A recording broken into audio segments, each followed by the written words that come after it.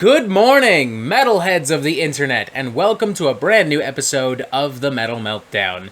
Today we are talking about the brand new studio album from Austrian Blackened death metal crew Belphegor, entitled The Devils. Belphegor have been kicking around for just about 30 years now. They've released 11 studio albums in that time and have become one of Blackened death metal's most successful and well-known bands. Despite that, I have to immediately admit to y'all that I'm not too familiar with their output. I remember being drawn to Bondage Goat Zombie when I was starting to become acquainted with the genre, and I did listen to records like Blood Magic Necromans and Conjuring the Dead when they released respectively in 2011 and 2014. But that's about it, folks. I am not at all familiar with their earlier works, and I had completely forgotten about Totem Ritual, which dropped in 2017.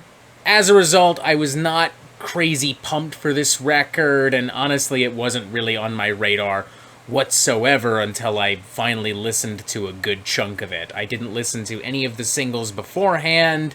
I didn't even really consider reviewing it. I kind of felt I was just going to toss this in the Albums I Missed video at the end of the month, if that, and that would be the end of it. The fact that so many of my peers, like Pair of Jeans Reviews and Metal Trenches, are so lukewarm towards Belphegor in general didn't really help at all. Like, true story, we were actually talking about this album in the fucking Metal Collective Discord earlier today, and, like, here's something directly from Metal Trenches.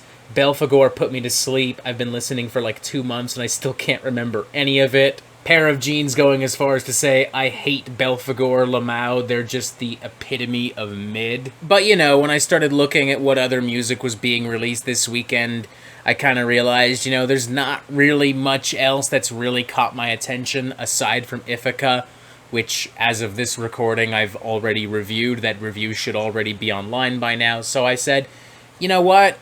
Fuck it. Let's check out Belphegor. Who knows? Maybe this will be one of those scenarios where I don't expect anything and I'm completely fucking blown away. It's happened before, ladies and gentlemen. Case in point, the Ithaca record. I wasn't really sure what to expect from it.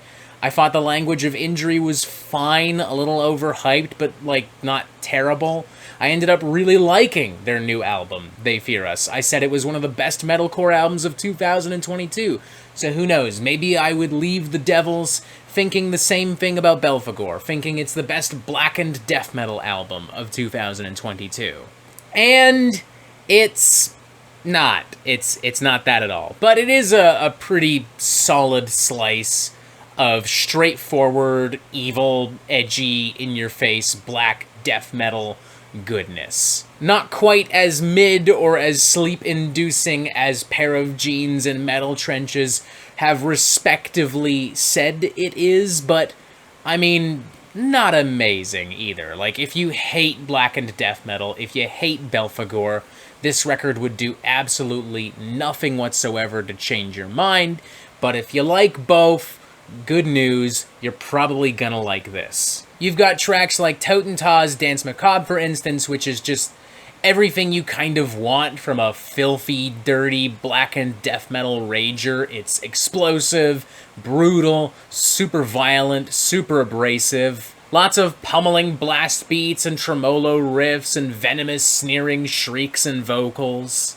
Is it predictable, cookie cutter, run-of-the-mill? Sure, but it works for what it is. It's still fun. It's still got the blood pumping for me, at least. You've also got Damnation, which just kind of dogpiles you with these slow, slimy, churning riffs and these big, oppressive walls of death metal percussion.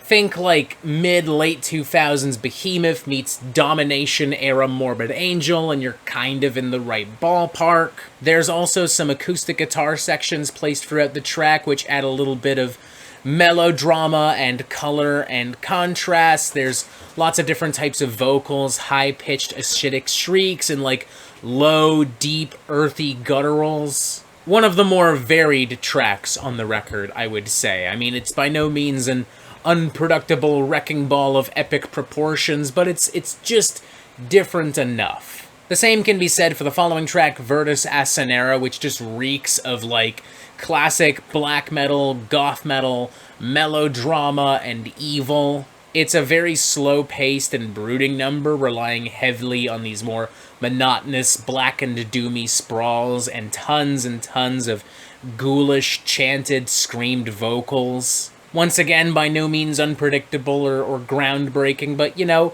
it's solid, it's spooky, it's evil. The closing track, Blackest Sabbath 1997, I think is legit kind of a cool track as well. It brings the whole album to a pretty dynamic and cinematic finish with tons of gnarly grooves and blast beats and, you know, once again, everything you kind of want from a dirty, filthy, blackened death metal rager, albeit far more cathartic. The overall production and sound mix is pretty good, everything is tight, visible in the forefront of the sound. Ultimately, this record's biggest issue, for me at least, is that for every song that is good, that is legitimately heavy and gnarly and cool, there's another song that's really forgettable and lacks any kind of impact whatsoever, even on the very first listen. In fact, almost everything between Virtus Asenera and the album's closing track, Blackest Sabbath 1997, I feel comfortable describing completely as filler. I have to admit, too, that as much as I like the aforementioned Virtus Asenera, its very slow pace does kind of destroy the momentum of this record. I mean, you just have so many big, explosive, blackened death metal numbers, and then suddenly Virtus Asenera shows up with all these chanted vocals and these slower, more methodical passages, and it's cool, but it does kinda kill the vibe. And unfortunately, the album doesn't really start on that strong of a note either. The title track, The Devils, is without question one of the corniest and edgiest pieces of black or death metal I've heard in 2022. Like, it's just so generic, so cookie cutter, it's loaded with expletives in an attempt to shock you or jar you, but I found myself just kind of chuckling and giggling at it. I could probably make a drinking game out of every time these people just say Hail Satan and fuck just in this one song. I would probably give this a 3 out of 5, leaning towards a 2.5 out of 5. It's decent. I enjoyed enough of the material on this record that I would recommend this to somebody who does like Belphegor and who does really love blackened death metal and is just looking for something like super greasy and straightforward, you know, instead of something like maybe last week's Wake record.